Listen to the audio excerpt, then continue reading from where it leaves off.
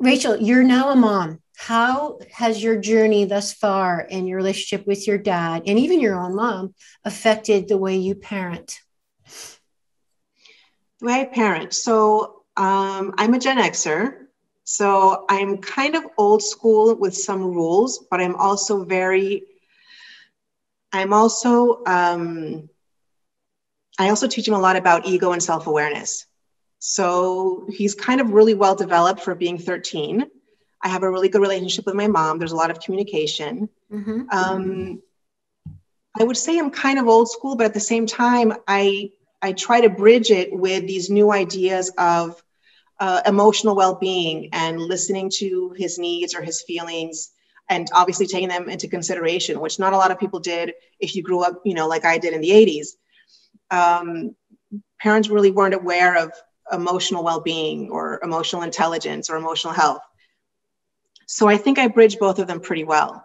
Unfortunately, my kid is also fatherless in the sense that his father really doesn't, his father isn't present. His father lives in another country and calls maybe once a month, and they talk for 2 or 3 minutes. And so he isn't physically present and he isn't emotionally present.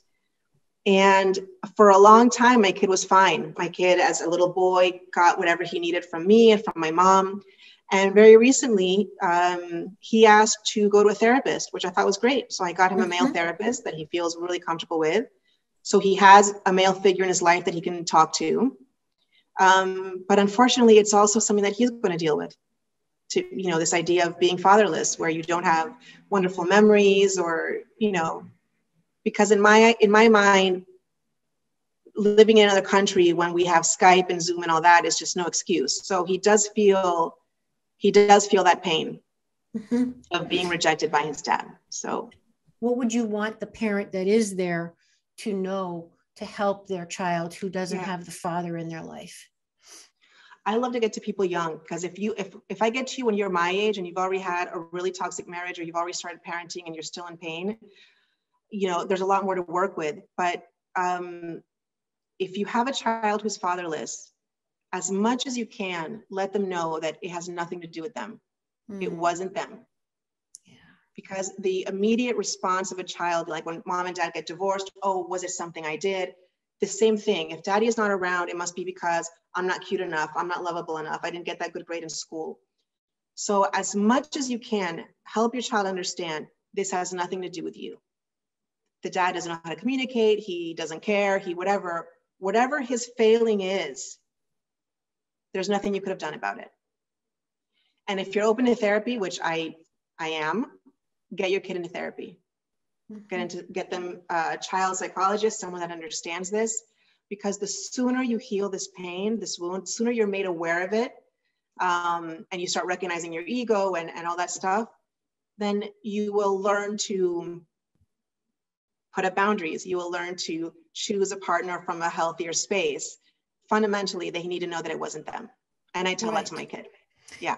And two things come to mind with that, Rachel, is that even if the child is maybe not even of age to be able to speak about it, or even if they're not speaking about it, or they are saying, oh, it doesn't bother me, I don't care, or whatever, it's got to, right? It's got to, on a deep subconscious psychological level, for what we referred to earlier, was that, that parental wound, the mother or father wound is deep.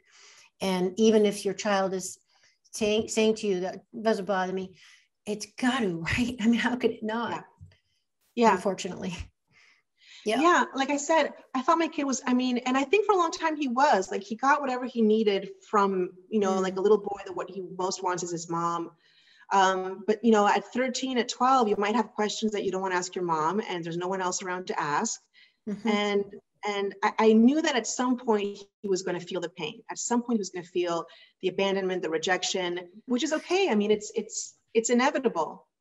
It's inevitable if you know that there's someone out there who never calls you, who doesn't show any interest, who doesn't send you anything for your birthday. That's at some point hurt. It's going to hurt your self-esteem. And so the sooner my son can, get into therapy and get better, I'm fine with that. All right. Now, and you as a single mom, Rachel, I mean, the traditionally the role of the father was to provide to profess, and to protect, the 3 Ps, right? Yeah. So for your son, how do you feel like those holes will be, or those gaps will be filled for him? Like, are now taking on both, or all the roles? Where is he going to get that from? I don't know. It might be Mm. from this therapist. It might be some from me. It might be from,